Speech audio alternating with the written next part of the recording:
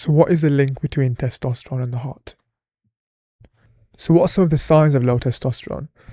These can broadly be divided into sexual, physical, cardiometabolic, and psychological changes. So starting with sexual, well, you could have a decreased desire or activity.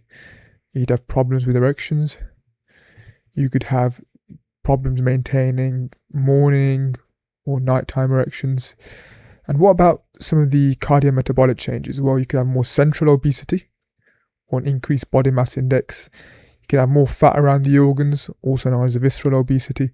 And you can have certain metabolic syndromes like insulin resistance, deranged lipids. Physically, you might be able to see some gynecomastia. You might be able to see some change in your sleep, just feeling generally tired, decreased bone density, and decreased body hair. And you could also get some changes in your mood. You might be quicker to anger. You might be, more anxious or depressed.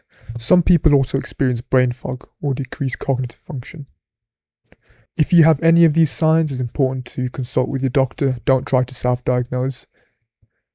What is deemed as low?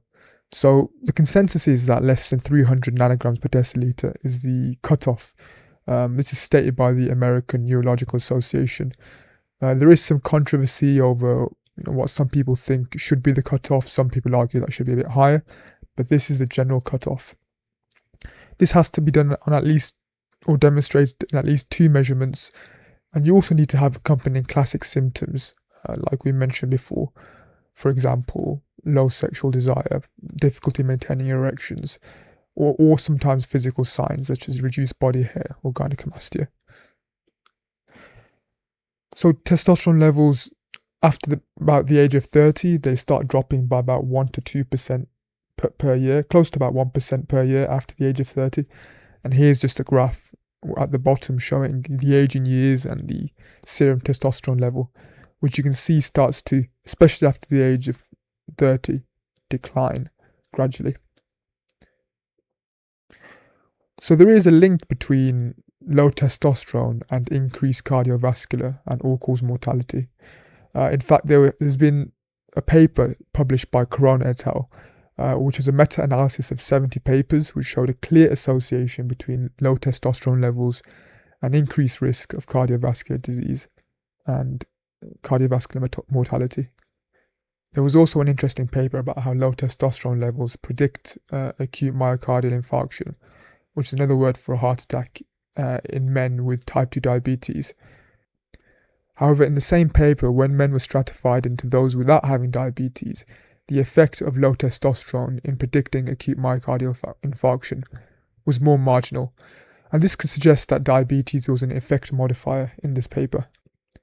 It appears that testosterone also has an effect on the coronary arteries themselves, and this has been demonstrated in a few studies. There was a study where 13 men were administered testosterone directly into the coronary arteries, which revealed significant vasodilation. And a direct quote from the paper shows that physiological concentrations of intracoronary testosterone caused epicardial coronary artery dilation and increased blood flow in the coronary artery of men with coronary artery disease. There was also another paper which showed that actually supplementing transdermal testosterone in men with low testosterone, who also had a degree of chronic stable angina, showed a prolonged time to exercise-induced ischemia. So what they did is they had these men on a treadmill, and they showed that those who were supplemented with testosterone, themselves having low T before, it took them longer to have symptoms of chest pain, and on their EKGs it showed that the changes associated with reduced blood flow took longer to show. There's also an interesting relationship between testosterone and heart failure.